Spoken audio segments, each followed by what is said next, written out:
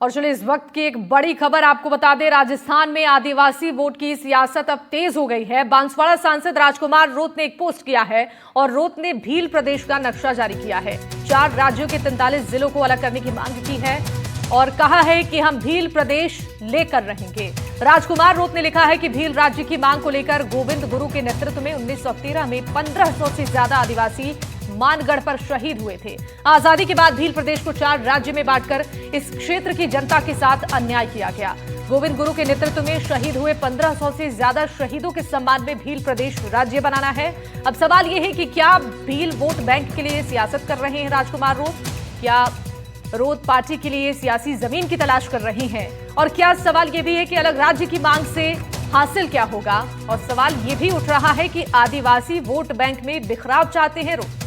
अब इन सवालों को लेकर सरगर्मियां तेज हो गई हैं, चूंकि राजकुमार रोत ने ये कहा है कि हम भील प्रदेश लेकर रहेंगे। 4 राज्यों के 43 जिलों को अलग करने की मांग उन्होंने की है और राजस्थान में आदिवासी वोट की सियासत अब इसके बाद तेज होती नजर आ रही है। बांसवाड़ा सांसद राजकुमार रोत ने यह पोस्ट किया है, भील प्रदेश का नक्शा भी जारी किया है। ये तस्वीर आप देख रहे होंगे, ये नक्शा राजकुमार रोत ने जारी किया है और मांग की है कि हम भील प्रदेश लेकर रहेंगे। राजस्थान में अब आदिवासी वोट की सियासत तेज होती नजर आ रही है। सवाल भी खड़े हो रहे हैं कि क्या अब रोत पार्टी के लिए सियासी जमीन की तलाश कर रहे हैं? रोत ने भील प्रदेश का एक नक्शा जारी किया है। भील प्रदेश को लेकर कहा कि हम लेकर रहेंगे भील प्रदेश। 4 राज्यों के 43 जिलों को अलग करने की मांग राजकुमार रोत ने की है। भील प्रदेश पर अब सियासत गरमाती नजर आ रही है। सांसद राजकुमार रोत के इस पोस्ट के बाद से ही सियासी सरगर्मियां तेज हो गई हैं। अलग भील प्रदेश की फिर मांग उठाई गई है। राजकुमार रोत ने ये मांग की है। राजकुमार रोत ने इस पोस्ट में लिखा भी है, भील राज्य की मांग को लेकर गोविंद गुरु के नेतृत्व में 1913 में 1500 से ज्यादा आदिवासी मानगढ़ पर शहीद हुए थे और आजादी के बाद भील प्रदेश को 4 राज्यों में बांटकर इस क्षेत्र की जनता के साथ अन्याय किया गया है। और इस पर जानकारी देने के लिए हमारी सहयोगी हर्षा जुड़ गई हैं। हर्षा, भील प्रदेश पर अब सियासत होती नजर आ रही है। राजकुमार रोत ने जो पोस्ट किया है, अब इस पोस्ट के कई मायने निकाले जा रहे हैं कि क्या अब सियासी जमीन तलाश रहे हैं राजकुमार रोत। सबसे पहले जरा ये बताइए कि इस पोस्ट में क्या कुछ उन्होंने जिक्र किया है और क्या मायने हैं इस पोस्ट के? जी देखिए, उन्होंने जो मैप डाला है वो जो ब्रिटिश कालीन जो कॉलोनियल मैप है उस टाइम का ये मैप है और उस समय में ये कोई अलग प्रदेश नहीं था। उस समय में इतिहास बताता है कि ब्रिटिश ने इसको एक अलग से एडमिनिस्ट्रेटिव रीजंस के लिए उस तरह से एक मैप बनाया था, क्योंकि आप जानते हैं कि गुजरात, राजपुताना, सेंट्रल प्रोविंसेस और जो ये जो जिसका मैप आप आसपास का भी देखते हैं वो सब उस समय में जो थे, जैसे कि राजस्थान का कुछ हिस्सा जो था वो उस समय जैसे बांसवाड़ा की जो जागीर थी उसके अंडर आता था। तो या अगर आप देखें तो पास में जो मध्य प्रदेश का सरगुजा था फॉर एग्जांपल, वो सरगुजा के अंडर आता था, लेकिन सब जगह में ट्राइबल पॉपुलेशन था। लेकिन एडमिनिस्ट्रेटिव रीजंस के लिए, क्योंकि जो ब्रिटिश थे उनका एक एडमिनिस्ट्रेटिव मैप जो था वो हर जगह में बहुत गौर से सब चीज़ों को देखते थे, क्योंकि उस हिसाब से वो एडमिनिस्ट्रेटिव डिसीजंस ले पाते थे। और उनको मालूम था कि जो ट्राइबल्स हैं वो काफ़ी रिबेलियन कर रहे थे ब्रिटिश के खिलाफ, तो इसलिए उन्होंने उस मैप में आइडेंटिफाई किया है कि जो ट्राइबल कम्युनिटी है वो कहाँ रहती है। अब आज की राजनीति में अगर आप उस मैप को देखें तो जो राजकुमार रोत ने मांग की है वो काफी समय से ये मांग आ रही है कि जो पूरा कंटिन्यूअस इलाका है, गुजरात, महाराष्ट्र, मध्य प्रदेश और राजस्थान का जो एक कंटिन्यूअस इलाका है, इसमें जो भील ट्राइबल है वो रहते हैं और वो चाहते हैं कि उनका एक अलग से प्रदेश हो, क्योंकि वो कहते हैं कि उनको जो जिस तरह से बेनिफिट्स मिलने चाहिए वो नहीं मिलते हैं। हालांकि सरकारें भी इसे मानती हैं और आप जानते हैं कि राजस्थान में भी एक ट्राइबल वेलफेयर बोर्ड है, वो अलग से है, ट्राइबल सब एरिया प्लान है, अलग से इसमें एलोकेशंस होते हैं। तो ये सारा कुछ है वहाँ पर और इसके को लेकर जो इन्होंने अभी किया है वो एक जरूर है सियासत गरमाएगी, लेकिन क्योंकि भारतीय आदिवासी पार्टी जो है अभी उनके एक ही एमपी है वहाँ से, तो कितना वो मांग उठा पाएंगे और किस तरह से इसको रणनीति बनाएंगे वो देखना आगे है। जी बिल्कुल हर्षा, बनी रहेगा हमारे साथ बाबूलाल खराड़ी जी भी जुड़ चुके हैं। बहुत स्वागत है आपका बाबूलाल जी हमारे साथ जुड़ने के लिए आपका शुक्रिया भी। लेकिन आपसे ये सबसे पहले हम जानना चाहेंगे कि राजकुमार रोत ने जो ये मांग उठाई है, अब इसको लेकर सियासत भी हो रही है। सवाल ये भी खड़े हो रहे हैं कि अलग राज्य की जो मांग उठाई जा रही है, इससे क्या हासिल होगा? क्या सियासी जमीन की तलाश के लिए इस तरीके से राजकुमार रोत ने इस मांग को ज्यादा जोर दिया है?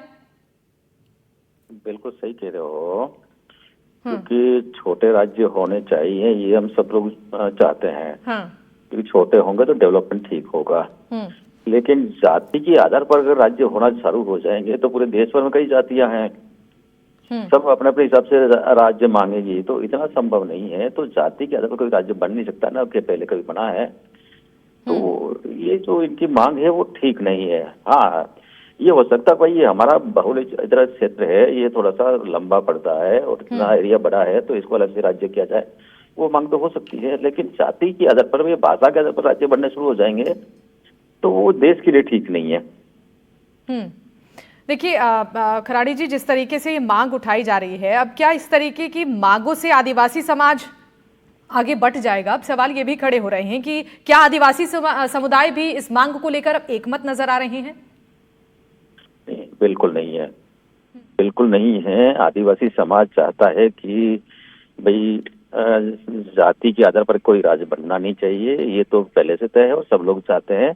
और इस जाति और भाषा के आधार पर राज्य बनना शुरू हो गया तो फिर तो पूरे देश में एक बवाल आ जाएगा। कुछ लोग ये ठीक नहीं है और न आदिवासी इसमें एक मत है। हम चाहते हैं हमारा विकास होना चाहिए और वो सरकारें करती हैं, वो अलग अलग हिसाब से अपने अपना अपना काम करती है, तो सारी चीजें हैं। बिल्कुल। देखिए, राजकुमार रोत ने एक मैप भी पोस्ट किया है। 4 राज्यों के 43 जिलों को अलग करने की जो मांग उनकी तरफ से की गई है, क्या इसके पीछे कोई स्पष्ट खाका है जिस पर काम किया जा सके? देखिए, राजकुमार जी गुजरात, महाराष्ट्र और मध्य प्रदेश और राजस्थान, इनको लेकर के ये कहते हैं कि भाई एक भील प्रदेश बनना चाहिए, हमारी भीली भाषा है, ये एक प्रकार की बातें करते हैं। महाराष्ट्र में महाराष्ट्रियन बोलते हैं, गुजरात में गुजराती है, मध्य प्रदेश की अलग भाषा है। तो एक भीली भाषा एक समान रूप से इस पटरी में बोलते हैं, ऐसा कोई हमको कहीं मिलता नहीं उदाहरण, तो वो भी एक मत नहीं हो सकते हैं।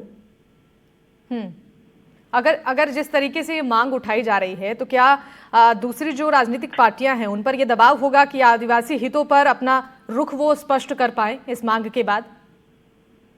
तो ये तो बिल्कुल सही है ना भाई, आप पार्टियां अपने अपने हिसाब से आदिवासियों के लिए अलग एक विभाग भी काम करता है और अलग अलग योजनाएं भी हैं। देश के प्रधानमंत्री जी की मंशा है कि गरीब कल्याण की योजना बना करके जो अंतिम किनारे पर बैठा व्यक्ति उसका कल्याण होना चाहिए, उसका जीवन स्तर सुधरना चाहिए। तो वो सारी योजना तो है, फिर उसके बाद में और अलग से हम क्या कर लेंगे? बिल्कुल। तो देखिए, जिस तरीके से नया राज्य अगर बनता है तो एक समस्या भी सामने आएगी समयबद्धता को लेकर भी, और इस तरीके से एक इसे कह सकते हैं कि एक महंगा काम भी है, क्योंकि इसमें जो तमाम प्रोसेस होते हैं उसमें समय भी लगेगा, बजट भी खर्च होगा और कहीं ना कहीं मतभेद भी जरूर देखने को मिलेगा।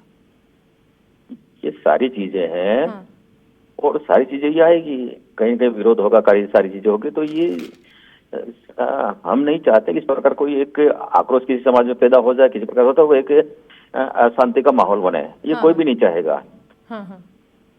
बिल्कुल। लेकिन देखिए, जिस तरीके से राजकुमार रोत ने कहा है कि गोविंद गुरु के नेतृत्व में जो लोग शहीद हुए थे, उन शहीदों के सम्मान के लिए भील प्रदेश राज्य बनना जरूरी है। अब इसकी भी मांग उनकी तरफ से उठाई गई है, इन सभी बातों का जिक्र किया गया है, तो कहीं ना कहीं अपनी तरफ लाने की कोशिश उनकी इन बातों के जरिए जरूर नजर आ रहा है। देखिए मैम, ऐसा है कि गोविंद गुरु जी एक संत थे और संत थे, तो उस एरिया में इस प्रकार से उस समय अंग्रेजों के शासन में जो ईसाईकरण हो रहा था, बहुत बड़े स्केल पर ईसाईकरण हो रहा था और उस समय सत्ता भी कांग्रेस की अंग्रेजों की थी और उन्होंने योजनाबद्ध तरीके से धर्मांतरण करके एक माहौल ऐसा करे जाए कि भाई कम से कम कोई विरोध में खड़ा नहीं हो, ऐसा उनका मानना था। और गोविंद गुरु ने कहा कि भाई लोग भड़के नहीं, लोग भटक नहीं जाए, लोग अपनी आस्था को न छोड़े, इसके लिए उन्होंने उस जनजाति क्षेत्र में एक धोनी के मार्फत से एक संतों के मार्गदर्शन में उन्होंने एक काम शुरू किया था कि भाई अपनों को भजन कीर्तन करना है और अपने धर्म को बचाना है। और धर्म को बचाना है तो अपना एक धोनी परंपरा चलाई थी और धोनी परंपरा में सारे लोग भक्त बन गए और वो ये कहते थे कि मांस नहीं खाना चाहिए, दारू नहीं पीना चाहिए, तो वो अच्छी बात थी। तो सब लोगों ने उससे प्रेरणा ली और पूरा का पूरा जुड़ा इसके कारण से वो अपने पूर्वजों की विरासत थी, उस विरासत को उन्होंने छोड़ा नहीं और उसके बाद में धर्मांतरण वहां नहीं हो पाया। जब गोविंद गुरु ने जो मानगढ़ पे जो अपना ये आंदोलन चलाया था तो वो ये कहते थे कि भाई अंग्रेज हैं, हमारे साथ अत्याचार करते हैं, अन्याय करते हैं, इसलिए ये ठीक नहीं है। तो अंग्रेजों को लगा कि ये हमारे विरुद्ध भड़काते हैं। तो मानगढ़ में उन्होंने एक हवन शुरू किया था कि भाई सब लोग आओ और अपने घर से घी लेके आओ, नारियल लेके आओ, ये सारा किया था। बिल्कुल, लेकिन उन्होंने भील प्रदेश की मांग नहीं की थी। बिल्कुल, लेकिन अभी जो देश की आजादी के लिए लोगों को जागरूक किया था। जी, फिलहाल जो राजकुमार रोत ने पोस्ट किया है, अब इंतजार इस बात का होगा कि कितना समर्थन उनकी इस मांग को मिलता है। आपका बहुत शुक्रिया बाबूलाल खराड़ी जी हमारे साथ जुड़ने के लिए।